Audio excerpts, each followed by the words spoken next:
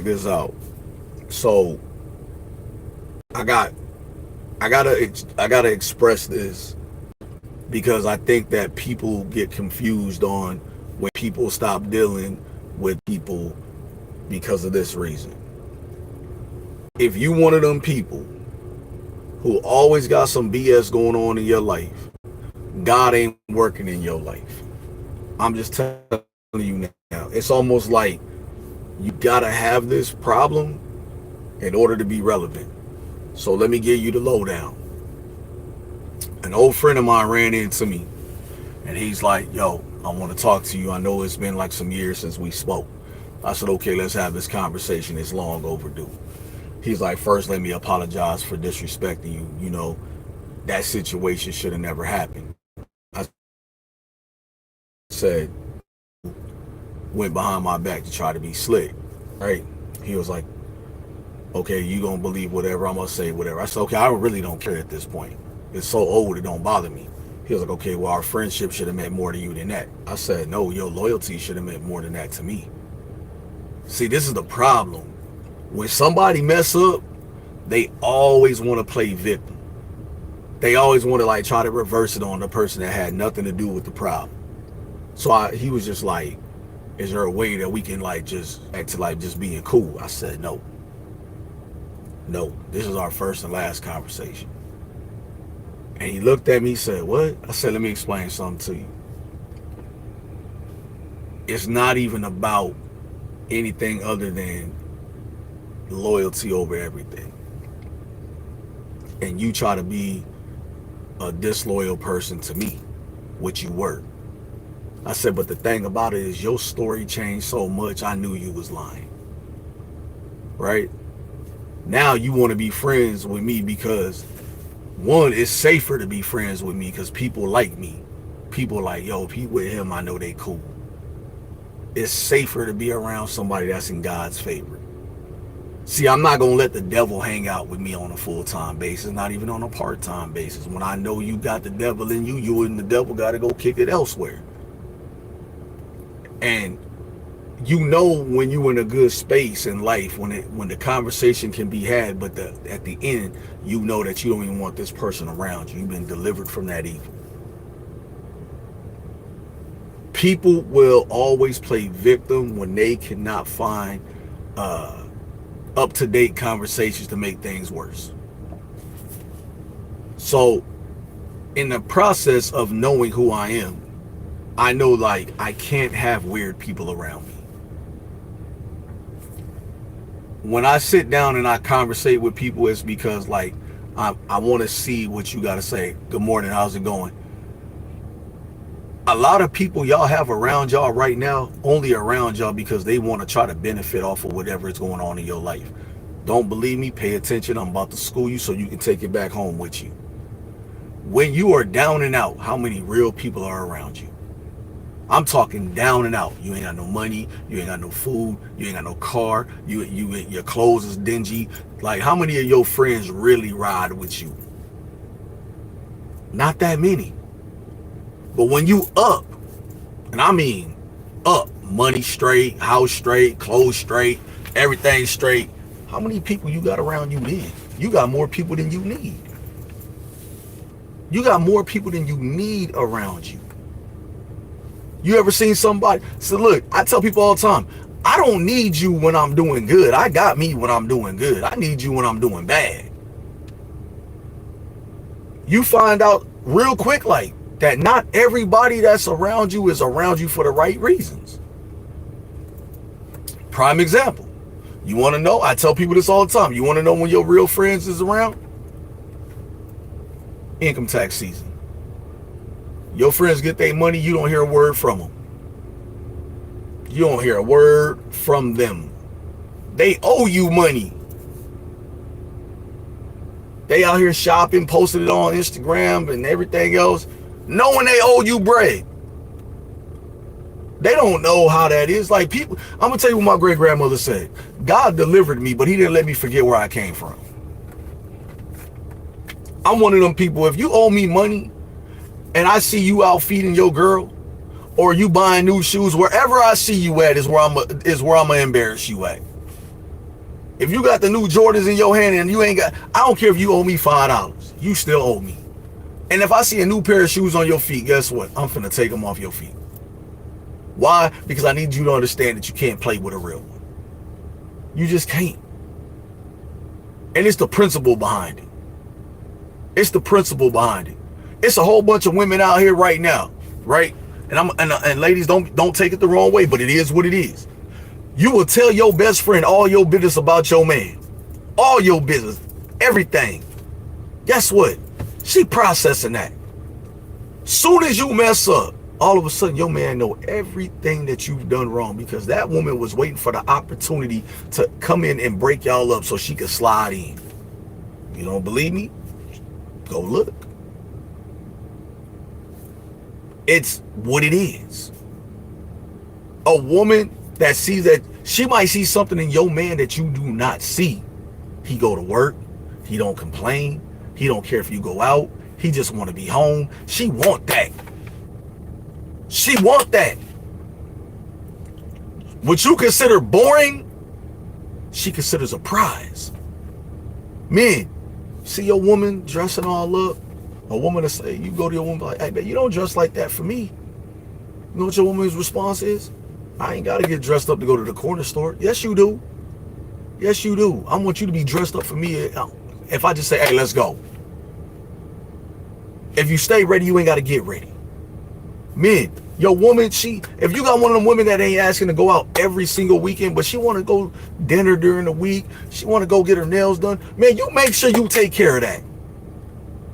You make sure you take care of that. I am a nail type person. I look at the hands. The hands tell you all you need to know. You ain't taking care of your hands, the rest of your body ain't taken care of. Your home ain't taken care of. That's it. I don't care if you got crooked teeth as long as they brushed. Take care of yourself. You got to stop talking so much, ladies and gentlemen. You ever seen somebody, hey man, how you doing? I'm good. You know why we say we good? Because I'm not finna tell you my business. So you can come back and use that against me later. I'm good. Only person I'm telling my business to is the person I'm with. Because I trust that even in an argument, it ain't going to come up in conversation. That's it. When you can't trust the people around you, you need to get the people around you from up around you. Let me say it again for the people that's slow in the back. When you can't trust the people around you, you need to get the people around you from up around you. I got people that come to me and be like, say, man, can I borrow some money, man? I swear I'll pay it back. You know how hard it is for somebody to pay me back a little bit of money? I'm talking like $20. I get paid, dog, from doing this. I give it back to you. Okay. And then be like, hey, dog, can I borrow another this? No, you cannot. Because it took you too long to pay me back what you owe. And then I don't want to become the old me. See, I asked God to deliver me from that. Like, I don't want to be the old me where I got to just pull up on you wherever and just, hey, where my money? Oh, I ain't got it, dog. You ain't got it, but I see you got rims on your car, so I'm going to need one of them rims until you get, yeah, you're going to be riding around goofy looking. I just need one rim. I don't even need the set. The old me. See, what God put before you today is the calm me. Sometimes you got to cut off friends and family members and people that they just trigger you to be who you used to be. It don't matter how beautiful you are on the outside if your inside is effed up. It don't matter. People got to understand, be comfortable and love who you are as a person. Yes, I might think I'm one of the flyest men on the planet, but what good does that do me if I'm a horrible person on the inside? That don't do no good. How can I go outside every day, I'm eating good, I see somebody on the streets starving, and I don't at least $5 here? Whatever you do with that $5 is on you. If you gonna eat, you gonna eat. If you smoke it up, drink it up, it's on you. But my conscience is clear because here, I'm gonna tell you a story. I was driving a school bus, right? I seen this lady it was just, it was heartbreaking because when I looked in her face, I told my mom this the other day. When I looked in her face, I saw my grandmother, which is my mother's mother, who has passed away. I saw her face in this lady. God said, give her the $20. My last 20 in my wallet. Give her the 20. I'm not going to question God. I'm like, man, I'm about to be broke. God said, give her the 20. I said, all right. I said, ma'am, I'm on a school bus, mind you. I opened the window. I handed her the 20. She said, thank you. She said, thank you. With tears in her eyes. I shut the window. I drove. I went and parked the bus. And I sat there and I said, the lady looked like my grandmother. Literally. And what we have to understand is, in that moment, I felt like I have been selfish a lot of times in my life. Because God told me, give it to her. It's my last. Give her your last. Show you how good God is. Now, I don't believe it was 24 hours or 48 hours later, my job, and we're gonna give you a new position and a raise. See, you gotta look at why God do things for you. See, you might not know at that moment why it's coming, but it's coming. You just don't question it. All right, hey, you said give it, I give it. 24, 48 hours later, it came back tenfold. So you gotta stop looking at why and start listening to do. I sat down with my mom the other day and I said to her, I said, listen, I don't fool with our family. My mother looked at me and like, okay. I have my own reasons why I don't fool with them. I said, Mom, she said, you can't have hatred. That's how I don't have hatred, I have anger. And for me, I really have to sit down with the person who I hold accountable for the actions that have happened. And for me, if you would do somebody that's under the cover of God, as they say, the blanket or whatever, if you would do them bad, how can I follow anything you say after that? My great-grandfather, one of the greatest men I've ever known in my life. In my life. Him and my great-grandmother, like the pinnacle of what I will love you after death. My grandfather, when my grandmother passed, didn't covet another woman. He didn't even think of it that way. His wife was his wife even after death. He was 100% loyal. I say that to say this. Even with everything that went on with my grandfather after my grandmother died, he didn't die in his own home. He passed away in an apartment. And he owned a house. When that happened, the anger level that was inside of me, and I'm going to tell you, the devil was in me to pluck them off. He said, you know what? They did your grandfather greasy. Just pluck them off. I'm going to tell you, that's what was inside of me that day. What do you mean my grandfather died in an apartment? He had a house. What do you mean? They're like his children and people are living in the house that he paid for. They didn't pay for it. I was angry. I was angry. At that moment, I stopped dealing with every last one of them on that side. Every last one. I think I deal with 2 of them to this day. But I stopped dealing with every last one of them on that side of the fence. Because to this day, everything in me is to hurt one of them for what they did to him. Never mind that they used to just like, we just gonna leave it at that. But it was in me to hurt every last one of them because my grandfather should have passed away in his home that he and his wife paid for.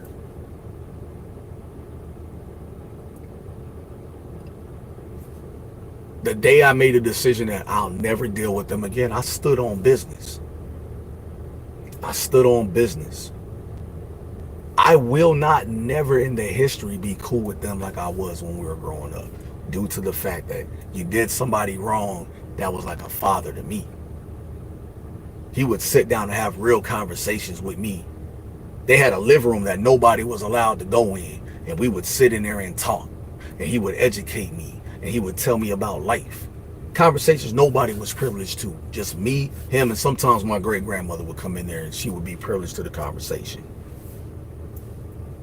He said to me, he says, when you become a man, things that bothered you as a child will not bother you as a grown-up. I said, huh. See, what bothered me was they did my grandfather bad by putting him in an apartment when he owned the house. But what they didn't understand was, like, I would die for my grandfather. Literally. I'll do every prison calendar day for somebody harming him. But by the time I found out how it all played out, it was too late. When they asked me, how come you don't come to family events? This is why I don't come. I got an aunt. I love her to death, right? She's on that side of the fence. She's one of the last, I believe, of my grandparents' kids. She tells my mom, tell your son to come. I don't want to see him at another funeral. I want to see him now. All right. I pulled up for her. See, the difference between when my mom asked me to do something for somebody and God touching my heart to go do it after she tells me is a big thing. See, because I don't got to show up. I told myself, if I don't have nothing nice to say to you, I don't want to be around you. I'm not the fake relative. I'm not going to fake hug you, fake high five you. I ain't going to do none of that. I'm one of them ones, like, when I walk in, if I feel like we can coexist, I might be like, what's good? But it don't change how I feel deep inside my soul. One day I was laying down and my grandfather said, you gotta let it go. Now, mind you, he been dead years, and I heard his voice. You gotta let it go. All is well. All right. I'll let the anger go. I still ain't gonna let the disloyalty go. I got an aunt who I hate to say it, but I despise her ways. I despise her ways. Like, I could never in my life let this woman be around me because she got too much evil in her. Every time they say, hey, your aunt, you know, she's having a get together, I don't give a damn. I ain't coming. I'm not coming. Because in order for me to go, that means I have to belittle myself to the nonsense that I know came before. Nah, I'm cool. Well, can you call your kids and ask them, do they want to come in? Nah, they can't go. Nope. My Uncle David used to say, what touch your kids won't touch mine. And I stand on that. See, what I deal with, I got my nephews by my sister Natai. I got my nephews. I got my kids. I got the kids that I've raised. That's it. I don't need a whole circus around me. I got my mama. I call my daddy. I call my other siblings. I call my other nieces and nephews. I don't need nothing brand new around me. No new friends, none of that. Nothing. I'm one of them people, like, me and my dad have conversations. I'm like, yo, this gotta change. Yup. This gotta happen. Yup. All right. We have conversations, father-son conversations. You have to be prepared to tell people what they're afraid to hear. I've been in places where people talk bad to me, but I know it's coming from a good place, but they got to tell. I got a boss right now. Don't sugarcoat nothing to me. Nothing. When she talked to me, first thing out of her mouth says, if I couldn't talk to you the way I'm about to talk to you and I didn't know you could take it, I wouldn't talk to you like this. All right, let's talk. But my response going to be the same. Cool. Understand. And it's not because the woman is talking to me to belittle me. It's because she said, I see greatness in you. What? This woman rich. Her husband and her rich. They got a car look like a spaceship. She say, it's lonely at the top, Carter. You are a leader now. It's lonely at the top. I say, yeah. Me, my theory is, why do I got to be lonely at the top if I can bring everybody up with me? She said, everybody can't go for the ride.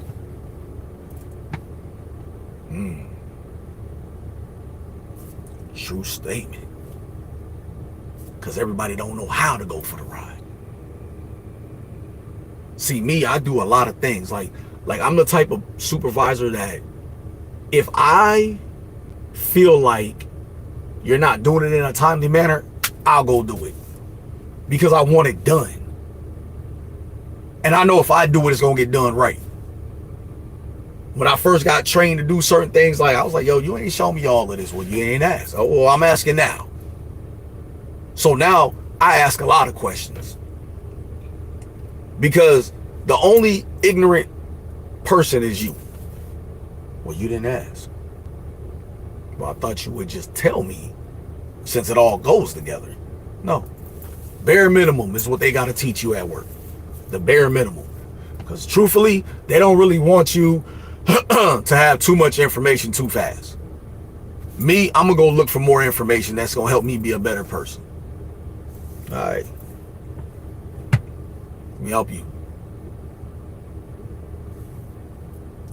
If you don't put yourself in a position to win in life, you'll lose every time.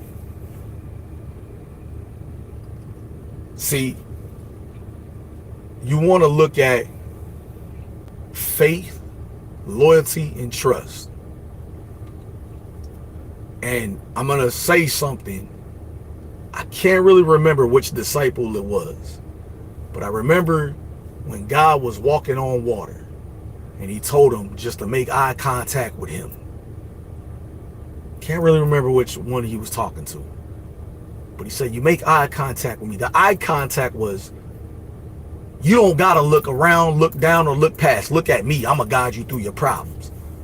Soon as he lost faith just a little bit, he fell in the water. God had to raise him back up out of it. That's it in life.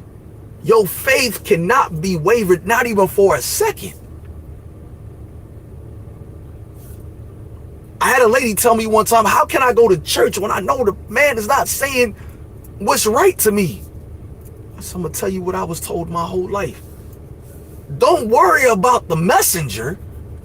Get the message.